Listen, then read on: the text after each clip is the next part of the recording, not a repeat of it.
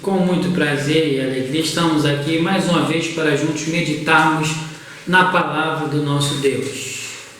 Quero assim dizer que o meu nome é Edivan Fuli das Chagas, sou pastor da Igreja Presbiteriana em Itaici.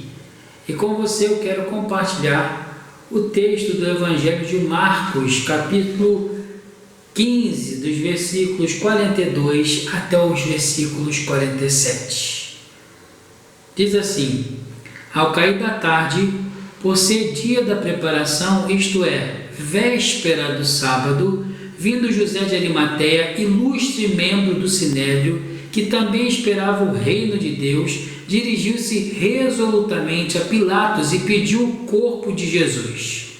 Mas Pilatos admirou-se de que ele já tinha morrido e, tendo chamado o centurião, perguntou-lhe se havia muito que morrera.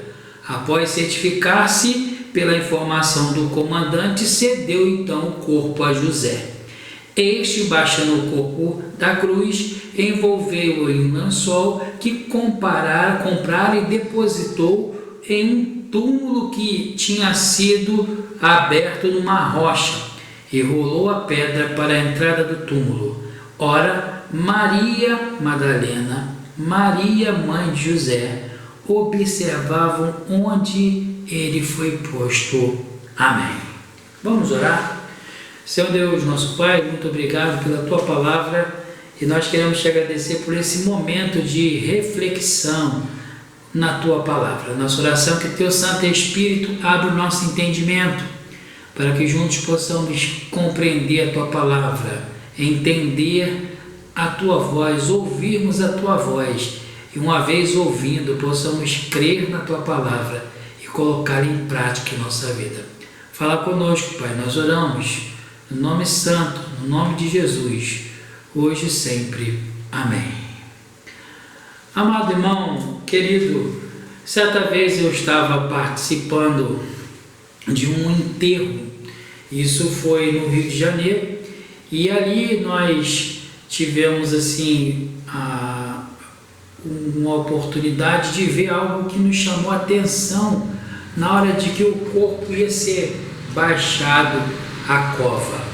E ali algo que não é muitas vezes comum em alguns lugares, né? Muitas vezes eu já tinha visto isso, porque ali havia um grupo de coveiros que demonstraram um tamanho cuidado ao descer a cova, aquele caixão.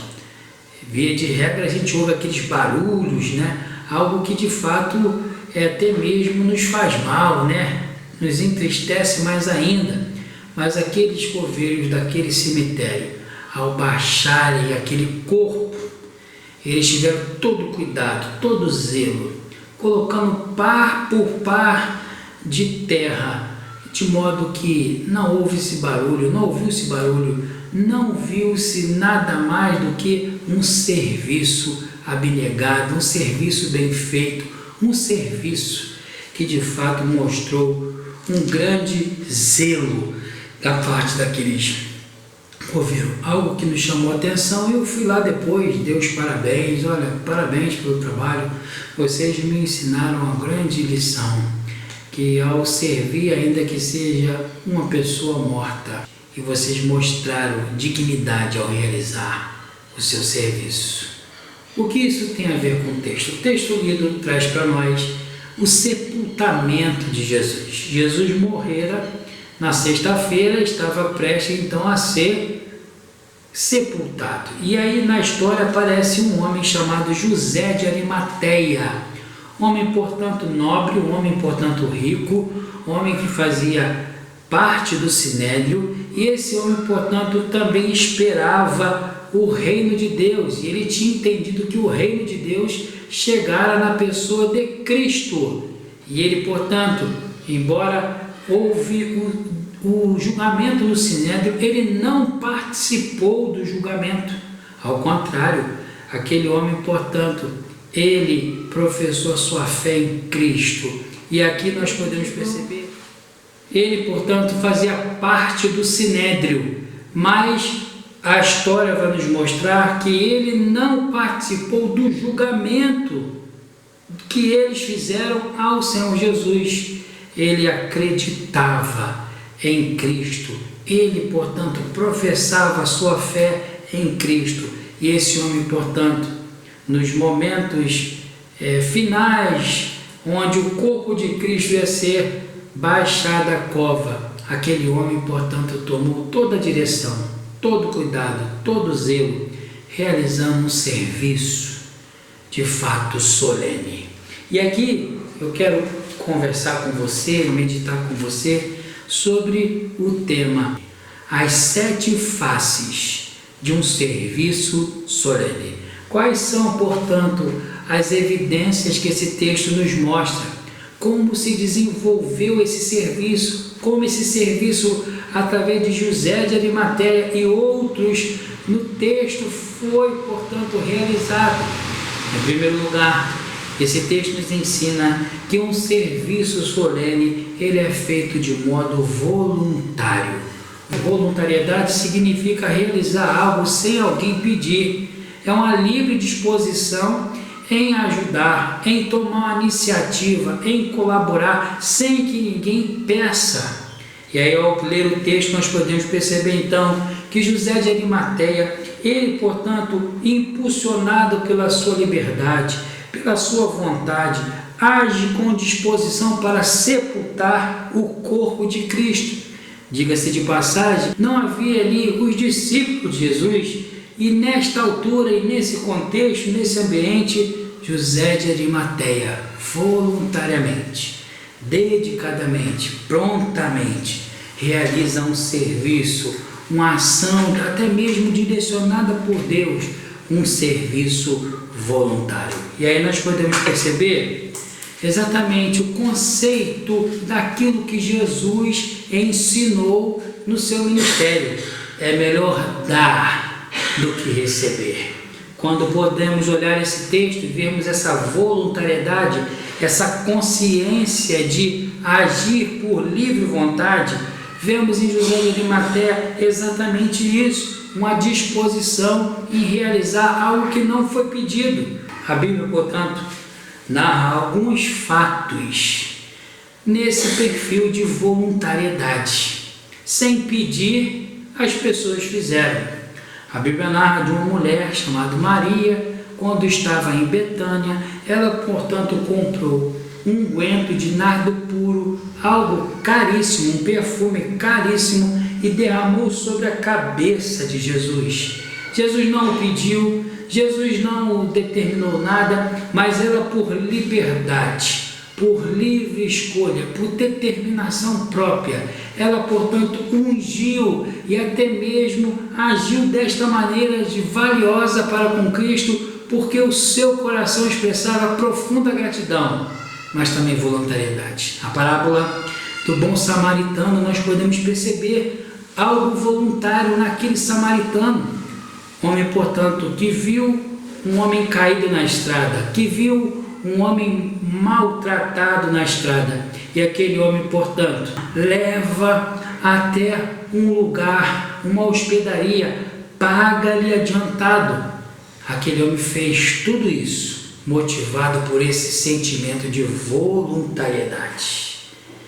Senhor Jesus, o nosso eterno Salvador, ao vir ao mundo, ele também não veio obrigado, não veio murmurando, mas veio com alegria, veio com satisfação, veio voluntariamente entregar a sua vida por mim e você, para nos perdoar os pecados, e lá na cruz do Calvário, agir em seu favor, em meu favor, oferecendo a todo que nele crê perdão de pecados e vida eterna.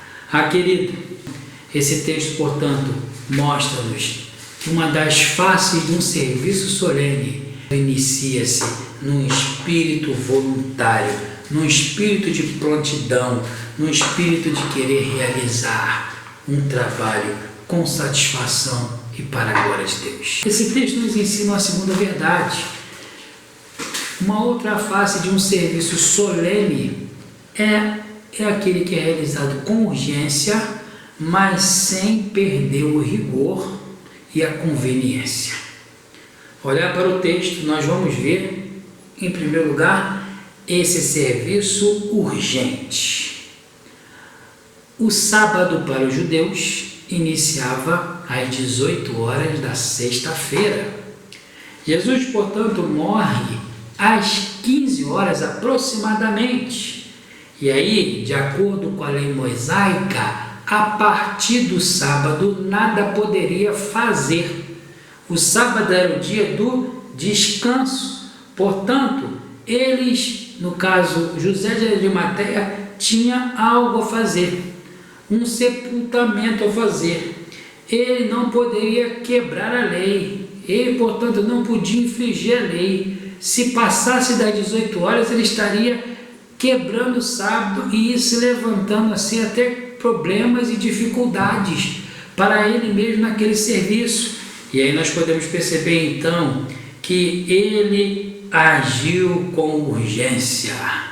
Ele, portanto, tomou as iniciativas que ele tinha que tomar. Ele, nesse período aproximadamente de 3 horas, tomou a providência de ungir o corpo de Jesus. Tomou a providência de agir de modo rápido, eficaz, eficiente. Ele não a ungiu conforme a tradição pedia. Ao contrário, ele agiu dentro do que ele pôde, mas no que ele pôde, ele fez o melhor. O fato é que o choro foi interrompido, mas o serviço urgente foi realizado. E aí nós podemos perceber então, ao pensar nesse serviço urgente ao Senhor, ao nosso Deus, esse texto nos faz refletir sobre a questão do tempo, da nossa administração do tempo, das nossas prioridades também no tempo. E aí nós podemos compreender que isso pode falar a você que está afastado do caminho do Senhor. Torna-se urgente que você volte a servir o Senhor. O tempo urge, o tempo passa e é necessário que você volte. Ao falar de serviço urgente, nós podemos então pensar na missão da igreja. Cabe à igreja remir o tempo, cabe à igreja investir o tempo na proclamação do Evangelho, anunciar a tempo e a fora de tempo a boa mensagem de Cristo Jesus. Cabe à igreja ter urgência na missão. Mas podemos pensar de uma maneira global. Ao pensar em urgência, nós somos chamados para servir ao Senhor. Servir ao Senhor com toda a dinâmica, tendo a consciência que o tempo urge e o tempo é agora. Mas em segundo lugar, nós podemos perceber que eles agiram urgentemente, mas não perderam o rigor e a conveniência. A conveniência era o quê? O sábado. O sábado não seria possível de ser quebrado. Seria um mau testemunho, traria problema para eles mesmos. Talvez seriam até impedidos pelos religiosos. Eles tiveram cuidado dentro desse pouco tempo, fazer um serviço rigoroso, um serviço criterioso, um serviço que não deixasse que outros problemas pudessem atrair aquela realidade. E aí, como pensamos em serviço rigoroso, sábado, assim como o sábado era para os judeus, o primeiro dia da semana, para nós é o domingo. E aí, esse texto nos ensina que o nosso dia, primeiro dia, também deve ser guardado, deve ser um dia preservado. O primeiro dia da semana, ao prestar ao serviço ao Senhor, deve ser um serviço com alegria. Esse dia, portanto, e esse serviço deve ser realizado com todo entusiasmo. Não devemos abrir mão de estar na casa do Senhor, não devemos abrir mão da escola dominical onde somos instruídos, não devemos abrir mão de estar nos cultos à noite, participando da ceia, bem como entregando a nossa vida e os nossos talentos para a glória de Deus e a edificação do corpo de Cristo. O primeiro dia, ele não pode ser perdido para nós. O primeiro dia da semana, para nós é importante. Por quê? Porque foi nesse dia que Jesus ressuscitou. Foi nesse primeiro dia que ele apareceu aos discípulos. Foi nesse primeiro dia que o Espírito desceu em Pentecostes. No dia de Pentecostes, aqueles que estavam em Jerusalém. Esse primeiro dia para nós é o nosso domingo. E ele deve ser guardado. Deve ser, portanto, solenemente observado. Deve ser reservado e dedicado ao Senhor. Quantos não dão valor a esse dia? Quantos preferem passear? Quantos negligenciam a ida à casa do Senhor? Quantos, portanto, não têm essa consciência do valor e da importância desse dia? Urge para que nós tenhamos a consciência que um serviço que deve ser prestado ao Senhor, ele não pode ser afetado pelos nossos compromissos. Os nossos compromissos diários não podem atrapalhar a nossa vida espiritual, cabendo a mim e a você prestar um serviço dedicado ao Senhor, um serviço rigoroso ao Senhor, um serviço que glorifique ao nosso Pai Celestial. Em terceiro lugar, esse texto nos ensina a terceira verdade. Uma outra face desse serviço solene prestado ao Senhor deve ser um serviço ousado. Olhar para o texto, nós vamos ver que José de Arimateia, ele resolutamente ou decididamente, firmemente, vai a Pilatos pedir o corpo de Jesus. Pedir o corpo de Jesus para sepultá-lo. E aí nós podemos ver nesse texto que a ousadia. Vemos nesse texto que José de Arimateia estava de fato concentrado em fazer aquela missão. E aí ele faz de maneira ousada. Por quê? Ousado. Em primeiro lugar, é ousado e corajoso porque a lei romana tratava que os condenados à morte não tinham mais direito de serem enterrados. Os que também, por acusados de traição, eles também permaneciam apodrecendo na cruz. Essa era a lei romana. E ele, ao pedir para o corpo estar com ele para sepultado, ele tomou uma atitude corajosa. Outro aspecto também que é corajoso e ousado perceber é que Pilatos não tinha muito carinho e predileção aos judeus.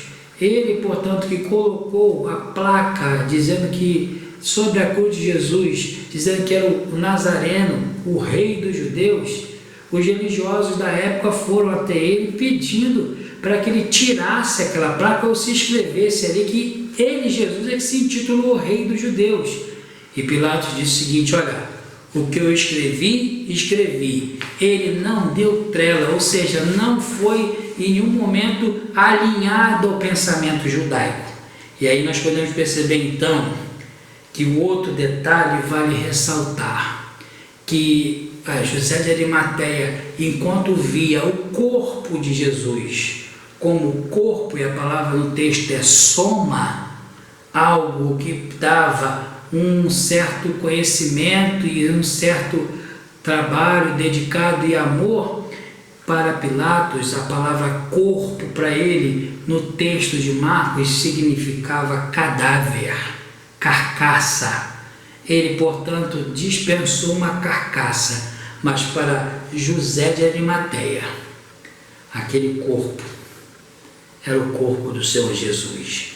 E aí nós podemos perceber ousadia, um serviço ousado.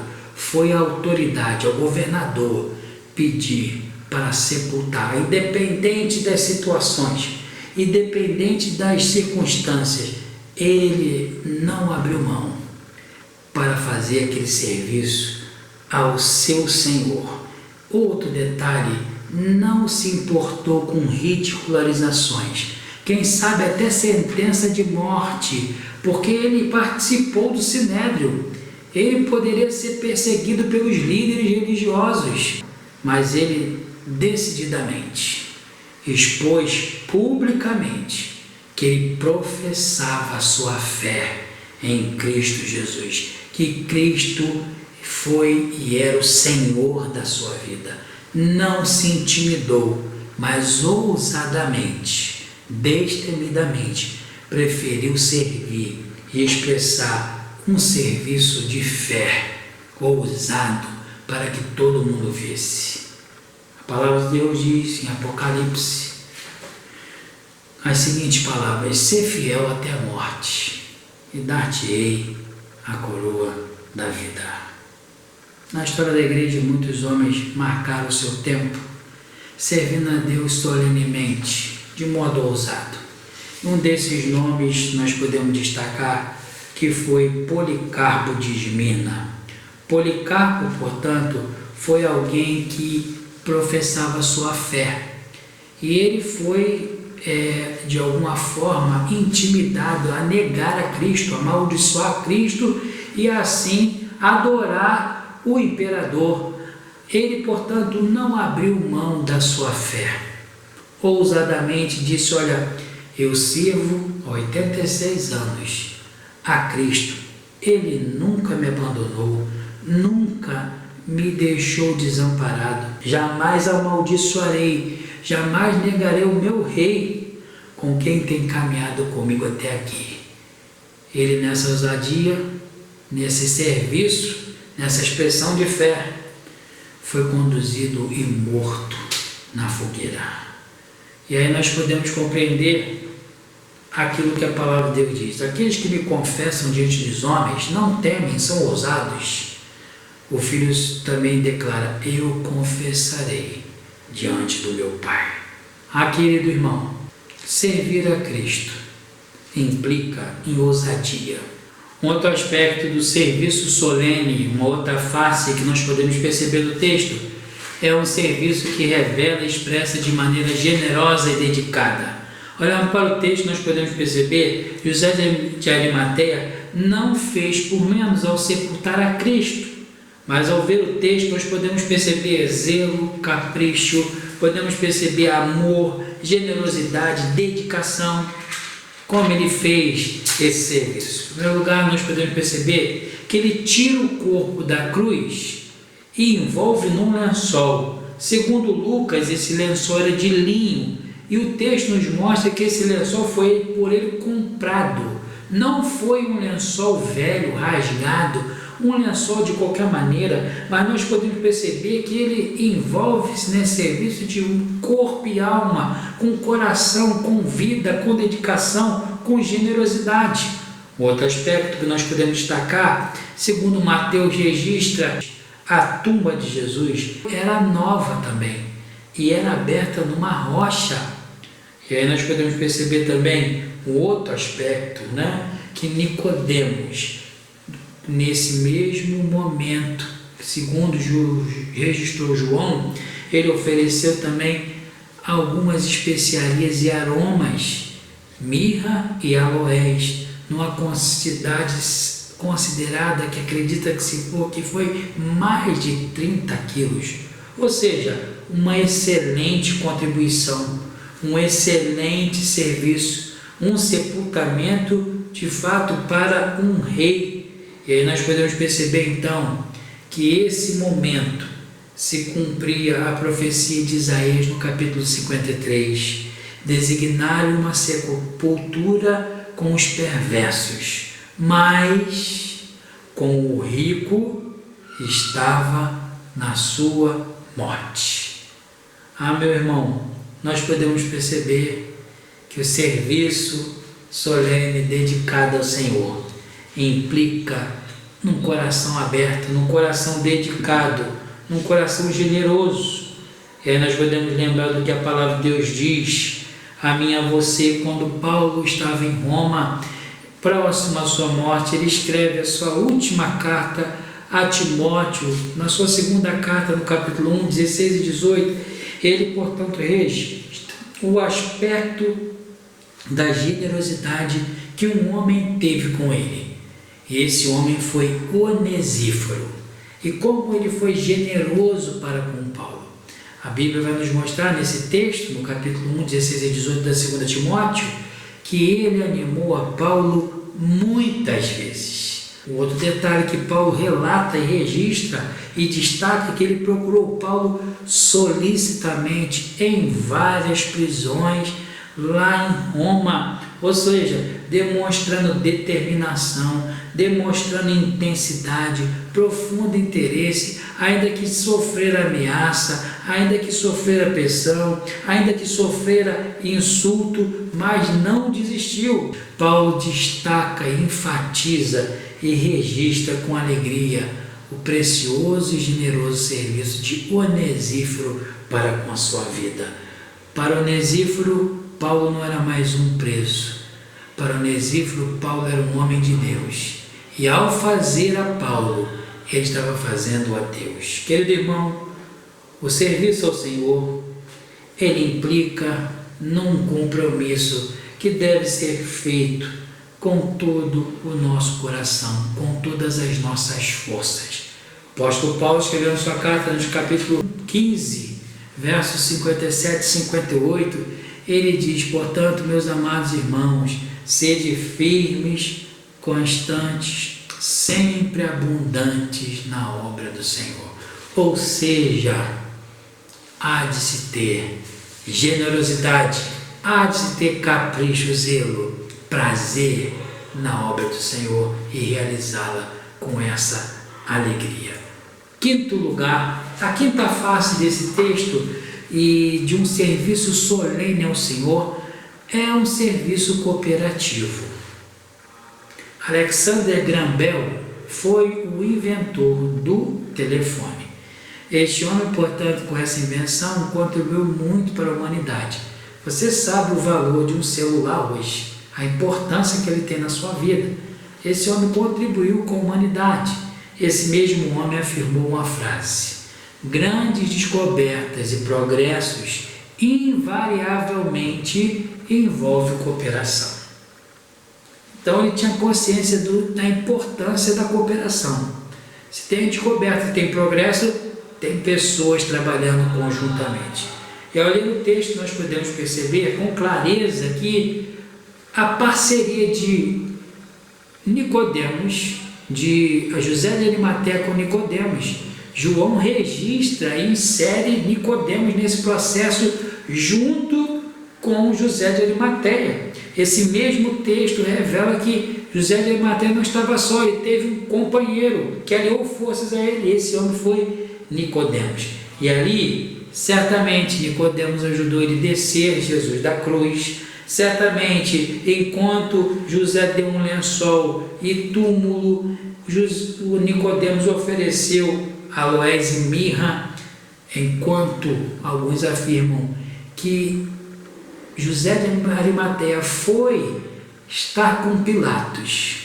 Nicodemos ficou junto à cruz, observando o que aconteceria, o que seria feito ao corpo de Cristo.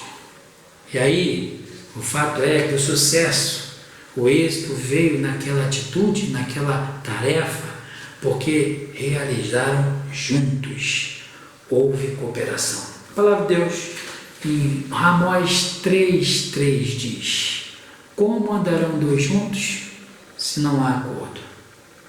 Portanto, o serviço solene implica em cooperação, implica em concordância. Essa semana nós tivemos a oportunidade de assistir uma reportagem tratando desse problema em que nós estamos vivendo. E nessa hora aparecem muitos gestos solidários, muitos gestos de apoio aos que precisam. E lá na cidade de Vitória, uma merendeira, ela se aliou a outras pessoas já que não estão trabalhando. Ela, portanto, soube que na sua região e vizinhança havia muitas pessoas com necessidade e passando até fome. E elas se aliaram para fazer um almoço caprichoso, zeloso e oferecer àquelas pessoas, ajudando aquelas pessoas. Elas, portanto, se aliaram e houve êxito, porque uma a outra ajudaram para realizar aquele nobre processo de cooperação àqueles que precisavam. O apóstolo Paulo, ao falar do corpo de Cristo ou da igreja, ele fala da importância dos dons. Ele fala da importância do corpo, mas ele deixa bem claro: o corpo só vai se exercitar plenamente se tiver o auxílio de todos, se tiver a mútua cooperação. Havendo isso, o corpo cresce e se desenvolve. Paulo, ao falar isso, ele tinha consciência de que a cooperação era importante, porque no seu trabalho missionário, conforme ele registrou em Romanos 16, ele teve muitos apoiadores, muitos colaboradores, muitos cooperadores, para que pudesse então ter êxito no seu trabalho que ele realizava com tanta dedicação e amor ao nosso Deus. Portanto, querido, ao servir ao Senhor, sirva, mas tenha consciência que o serviço ao Senhor só vai ter êxito com a ajuda e cooperação de todos, e todos para a glória de Deus. Sexto lugar, nós podemos compreender nesse texto uma sexta face de um serviço notável, solene ao Senhor. É um serviço que se realiza de modo incansável. O texto nos diz, nos versículos 47, que ali tinha algumas mulheres que subiram até aquele lugar, o Gólgota, ainda que estava de longe, conforme registrou Mateus, mas estavam ali acompanhando os momentos finais da vida de Jesus até a sua morte. O texto mostra-nos que elas estavam observando onde Jesus seria posto. E aí nós podemos perceber que aquela caminhada que iniciou-se lá na Galileia não só terminou no Calvário, mas elas foram até próxima sepultura para ver onde Jesus seria sepultado, para que depois, conforme registra Lucas, tratando desse assunto, voltassem para ungir o corpo de Cristo. Meus irmãos, que exemplo, que dedicação, que mulheres incansáveis, comprometidas, mulheres, portanto, que não mediram esforços, mulheres incansáveis na luta, prestando um serviço de modo incansável. Aqueles que servem ao Senhor não se cansam, têm prazer de servir. Aqueles que servem ao Senhor são pessoas que, embora o corpo exterior se corrompa, o espírito interior se renova dia a dia. A nossa oração deve ser tal como a que o poeta escreveu no hino 49, sempre vencendo na sua última estrofe. Esse deve ser o nosso pedido, como ele registrou na sua canção: Senhor, desejo e te imploro que me permitas lutar sempre ao teu lado invencível, até meus dias findar. Querido, o Senhor, portanto, nos dá uma oportunidade, nos dá uma vida. Ele também nos convoca a servir ao Senhor. Ser salvo implica em boas obras, em serviço. Portanto, não desista, mas continue servindo ao Senhor. Servir a Deus não é sacrifício, mas é uma oportunidade para expressar nossa gratidão, o nosso louvor ao Deus que nos salvou através de Cristo na cruz do Calvário. E último lugar, a última face, a sétima face de um serviço solene, é um serviço que será recompensado. O serviço planejado, o serviço dedicado não ficou sem a bênção do Senhor. Nele teve voluntariedade, ousadia, urgência, dedicação, cooperação, foi incansável. Eles, nesse serviço, foram contemplados. Deus, assim, abençoou todo o processo, liberando, enviando pessoas, recursos, para que, dentro daquele tempo, pudessem ter êxito, a recompensa no seu trabalho. E aí nós podemos entender, como diz John Piper, a glória de Deus, mas tem uma recompensa. Ele diz que a glória pertence ao Senhor, mas a alegria é da igreja, é dos seus filhos. Portanto, o trabalho do povo de Deus não é em vão quando é feito no Senhor. Na história da igreja, teve um homem chamado Hudson Taylor, missionário que foi designado para pregar o Evangelho na China. Ele tem uma célebre frase que ecoa até nós hoje, em nosso dia, dizendo que o trabalho do Senhor, feito à maneira do Senhor, terá o sustento do Senhor. Ou seja, feito à maneira de Deus, tem a bênção de Deus, tem a recompensa do Senhor. Querido ouvinte, esse texto nos estimula então para que nós sirvamos, sabendo que no Senhor o nosso trabalho não será vão, sabendo que no Senhor o seu trabalho, a sua dedicação, o seu tempo investido na obra do Senhor terá recompensa. O apóstolo Paulo, escrevendo a sua carta a Timóteo, lhe diz: a coroa da justiça me está reservada, que o Senhor, reto juiz, me considerará naquele dia, mas não somente a mim, mas a todos os que amam a sua vinda. Você ama a vinda de Cristo? Então sirva, dedique-se, porque certamente você terá a bênção de Deus, não só aqui, mas no céu também estaremos com Ele na glória. Não como isso instrumento de salvação, mas sim como consequência da salvação, realizando boas obras com a bênção e a direção do Senhor. Concluindo aqui nesta noite, o que esse texto, portanto, nos pode trazer como desafio? O que nós podemos tirar como perguntas desse texto em relação à nossa vida, em relação ao nosso serviço? Primeira pergunta que eu posso fazer a você: você serve ao Senhor? Você tem dedicado a sua vida ao Senhor? Você tem dedicado o seu tempo ao Senhor? A quem você está servindo? Segundo lugar, esse texto também pode nos levar a uma segunda pergunta: como você tem servido ao Senhor? Esse texto nos mostra variações, 7 elementos que podem nos impulsionar a servir ao Senhor ainda mais. Como você tem servido? Mas, querido ouvinte, lembre-se que ao servir o Senhor uma coisa é fundamental, não pode faltar. E o Salmo 100, verso 2, assim nos orienta: servir ao Senhor com alegria.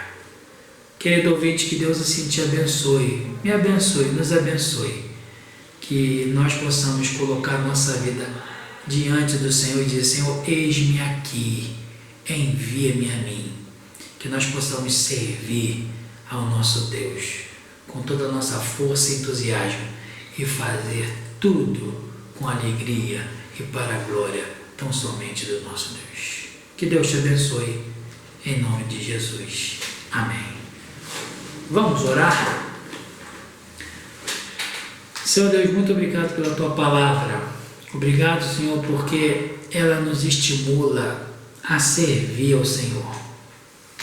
Assim como no passado Tu levantaste Nicodemo, José de Arimateia, mulheres, para Te servir e dedicar-se ao Senhor, o Senhor neste tempo ainda continua sustentando pessoas para Te servir e continua também chamando outros para ingressar na Tua obra. Ó Senhor, nós suplicamos que Tu assim nos abençoe e que o Senhor esteja animando os que estão desanimados, fortalecendo os que estão realizando a Tua obra e, sobretudo, ó Pai, chamando outros para realizá-la também. A Tua palavra diz que os trabalhadores são poucos, então nós pedimos que o Senhor levante trabalhadores e que nós possamos realizar assim esse serviço tão somente para Ti. Assim nós oramos, ó Pai, confiados, mas agradecidos pelo privilégio de ser Seus servos e servir ao Senhor, em nome de Jesus. Amém. Deus abençoe sua vida. Um abraço, fica na paz.